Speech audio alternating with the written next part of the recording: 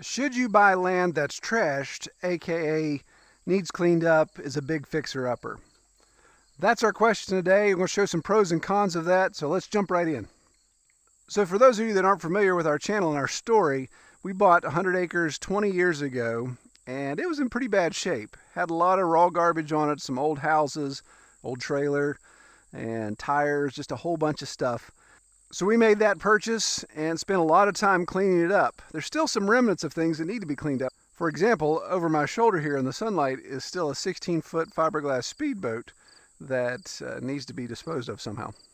So I get asked questions a lot because of our experience.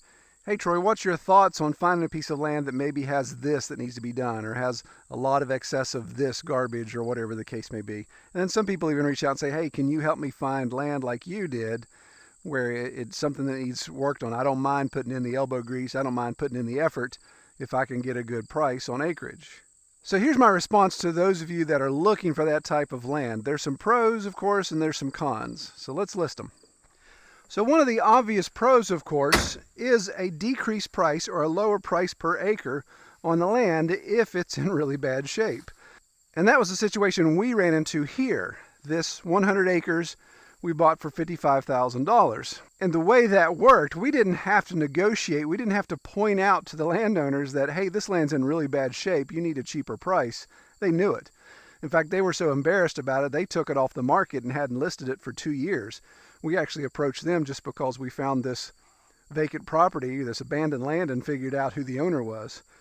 So for example, where I'm standing right now, 20 years ago, there was a small pad here, an asphalt pad, that had all kinds of car parts piled up around it. It was our understanding that one of the sons of the property owner was trying to get into the mechanic business, car repair business, towing, wrecker service.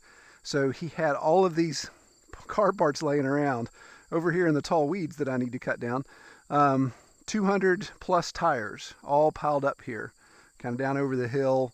This is before we did our excavation, before the barn or anything was here. It was just a big pile of stuff. Over the left hand of the camera was the cab of an old Chevy pickup, just laying there. Multiflora rosebush had grew up through it. So they knew it was trashed, we knew it was trashed, and so it really was a discussion that really didn't have to go very far. It was like, yeah, we're kind of embarrassed for the shape of the land, but since you're interested in it, let's talk. So that really helped us get a low price without even trying to lowball or negotiate. Feeding my pigs in between these shots, so if you see me get progressively muddier, you know why. So one of the cons, of course, with getting a great deal on land that's trashed is then you got to clean up the trash. And we've spent years, I mean literally years, we've been here 20 years, and it's not that I'm moving trash every single week, but there's a lot of times that we focus on this. So I'm standing here in kind of almost the center of the property. And this is the last real, what I call the last holdout of garbage on the property. And it's where the previous owners just brought old appliances, basically anything they didn't want. They just brought up here and threw it away. So there's a couple tires. Here's a kid's bicycle frame. So it's been here at least 20 years, obviously, since I've been here. And it really gets frustrating. It's one of those things that just wear on you. There's places on the property, times on the property, we think, okay, I've got that area cleaned up, that's awesome. And mow, or we have a heavy rain or something just changes the slightest little bit, and it uncovers a whole new layer of garbage. That gets really frustrating. If I spin the camera around here, you'll see, you see, there's a refrigerator that still needs to be cleaned up. But in this clearing further back, that was probably one of the worst spots on the property. It was just piles and piles of garbage bags, raw garbage, and of course it'd been years, layers of that. So Kelly and I spent about 4 solid weeks cleaning that up by hand. In that situation, I didn't have a tractor. All I had was my 4-wheeler at the time with a little basket on the back and a little trailer. So we would pick up all that garbage by hand and truck it down to the front of the property where we could put it in the big dumpsters that we'd have. And that was really frustrating. That really got aggravating. So to me, that's a huge con. You may look at this garbage and say, oh yeah, I can clean that up. That's no problem. Well, you're cleaning up what you see, but it's what you don't see. There's If it's been years and years of neglect like our land was, then there's a ton that you're just not seeing. And when you get in there to start cleaning it up, you're going to realize, wow, I budgeted X for this. Maybe I should have budgeted 4 times that amount. So if there had happened to be a silver lining to all this, here's an old oven, old gas oven, old school. The silver lining of this, a lot of this metal, of course, is recyclable. So if I could get this out of the hollow and down to the front where somebody could access it, then I could either have a scrapper come get it, most of the time for free, or maybe a small fee, pay him to come get it, or I could take the time to haul it myself. Now, it's over an hour's drive to my closest recycling center, but there is some value in this when it comes to scrap. When we first bought the property and we had all these car parts, I had a scrapper that was really interested in moving a lot of this stuff, and he took a lot out as long as I had car frames. So I would bring a car frame down and put it in our big meadow in the front of the property, pile all these appliances up on it, and then he'd come in with his rollback and he'd throw all these straps over top of it and strap it all together, slide it up on his rollback, and take it to the recycling center. As soon as I ran out of car frames, though, he was done. He didn't want to come back anymore. So that's something to consider. Depending on scrap prices, it may be beneficial for a guy to come out and take a bunch of truckloads, or it may not be worth the money. So right now, these obviously still sit where they are because it hasn't made it on my priority list to fish them out over the hill and try to get them scrapped. We have heard the old adage that one man's trash is another man's treasure. And sometimes that's actually true. So with the place being trashed, there are some things that we found that actually have some use. So it's crazy. I haven't quite found a use for this yet, but I can't bring myself to get rid of it. This is a homemade wood burning stove that's made out of well casing, pipe, gas pipe. Looks like a piece of culvert, but even, I'm not sticking my hand in there because it's hard to tell what's living in it. But it is heavy duty 1/4-inch steel everywhere. It's everything I can do to even begin to move it by hand. I'd need my tractor to move it. But it's really neat. It's like, man, this is kind of fun. I had to find a place for this, either in a shed or something like that to be an old school potbelly stove, but totally handmade out of all the old gas components laying around here. So as I mentioned, we had 220 tires on the property, and those are the ones we just hauled off. They still keep popping up from time to time. We were really blessed that our county was actually taking tires. They were doing like a trash haul off week at one of the local schools. And it so happened, we didn't even own the property at the time. We knew we were in the closing process. So, man, I got to get down there and get those tires cleaned up and taken in because this only happens once every blue moon. So we took a gamble, and with not even owning the property, we came down in the dead of winter and moved 220 tires and took them to our local school to turn them in. But a lot of you guys said, oh, that's a shame you got rid of all those tires. You could have built an earth chip. You could have done erosion control. You could have done creek bank improvement. There's all kinds of purposes and reuses for those tires. Yeah, in hindsight, maybe. I'm not really in a hurry to build an earth chip right now and really didn't want 220 tires laying around. So some of you may see that as an asset. To me, that was a liability. So another treasure we got from all the trash, of course, and I've documented it quite a bit on this channel, is all of this 2.5-inch metal gas pipe. I mean, this stuff is pretty stout, and there's literally miles of it on our property. So you've seen in the videos how I've documented using this for fence posts. I've used it for building projects, built our mobile trough. There's all kinds of uses that this comes in handy. Now, pieces like this that, bent like a pretzel, they really don't have a lot of value. So that's why they're here in front of the workshop. This is going into the scrap metal pile. This will have to be scrapped at some point, but it's got some pretty good scrap value.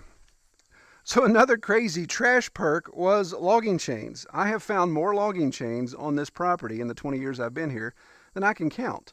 And it's funny, sometimes I lose them, so I guess I'm gaining some and losing some. But I think I'm still net positive in that situation. I think I've bought one logging chain in my life since living here because we keep finding these. And some of them are pretty rusted, but still do what they need to do and still get the job done.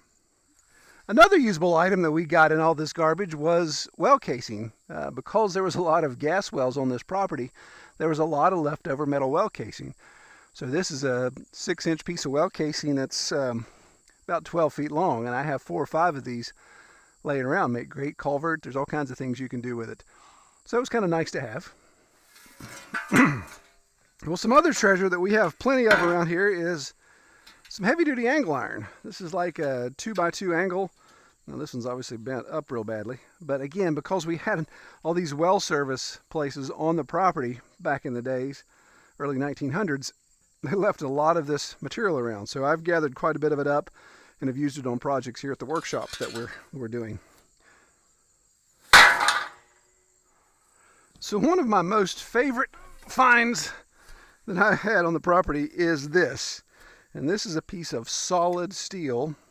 Buddy of mine says he's pretty certain that it is a drill bit steel for high wall mining. You know, they drill down into the side of the mountain, pack it with dynamite, blow the side out of it so they can access the coal. And so this turkey was laying here. I found it, believe it or not, with the bush hog. That was a little tough on the old shear pin. But somebody's flattened one end out and used it like a spud bar, dibble bar, or pry bar, whatever you'd want to call it. But this thing is very stout. It's a formidable piece of steel. And even though it's pitted and rusted, it's been laying on the ground, you know, probably decades before I found it. It's still a very handy tool. I use it all the time. I don't have to worry about leaving it out in the rain either. And at times we even get to up our wardrobe and make a fashion statement when we find some great classics like these polyester pants I found the other day. For some reason, Kelly made me throw those away. So in all seriousness, probably one of the biggest cons that you have to worry about is land contamination, actually ground contamination. You see behind me this well. We're down here beside the sawmill, the workshop. The house is up here, has its own well. When we lived in the garage apartment, which is now the workshop, I used that well for bathing and toiletries, those type of things. But Kelly and I did not consume this water. It had a lot of iron content in it. But as I mentioned, right back here was where all that mechanic equipment was.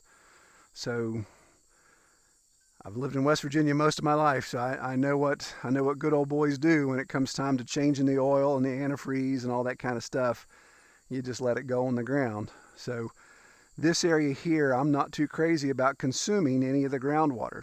Now we'll still use this water to hose down logs and do that type of stuff. I did have it tested when we moved in. There weren't any certain metals that they were looking for. But again, those water tests, if you don't do the super comprehensive ones, you're not necessarily going to find all that stuff. So that's where I say if you're going to consider doing something like this, getting trash land, then you really want to do the homework on it. Find out as much history as possible. If it was owned by a large corporation that deals in a lot of industrial waste, and you see evidence of these 55-gallon drums sticking out of the ground, you may want to walk away from that. That's probably not a piece of land you want to mess with. Here in West Virginia, obviously coal mining and the residue from coal is a big issue. If this was in the watershed of a strip mine, which it's not, then you'd have to worry about some of the heavy metals, the mercury, the selenium, all that stuff that would wash down into your farm. So reclaiming abused and trashed land could definitely be a daunting task, and there can be a lot of issues that you can run into. You can get some perks, but it's something you really want to research and really do some soul searching to see, am I up for this task? Do I really want to put years and years of work into? Because the frustration can build. Now, despite the frustration I feel, I do have a sense of accomplishment when I look back at the old pictures. And that's what I encourage you to do. If you do that, take tons of pictures when you first get the land, when it's at its worst. That way, when you're feeling depressed and you feel like, man, I made a mistake by doing this, pull out those pictures, look at it and say, wow, do you remember when it looked like this? And Kelly and I do that from time to time when we get frustrated. We pull out the pictures and show everything you see behind me was just all garbage. We get to look and say, wow, look at what we have now and what used to be right here. Well, I hope this helps. Those of you looking for land, good luck with your land search. Don't pass over land that looks rough and needs some work, but make sure you look into it and do some homework. All right, take care, everybody.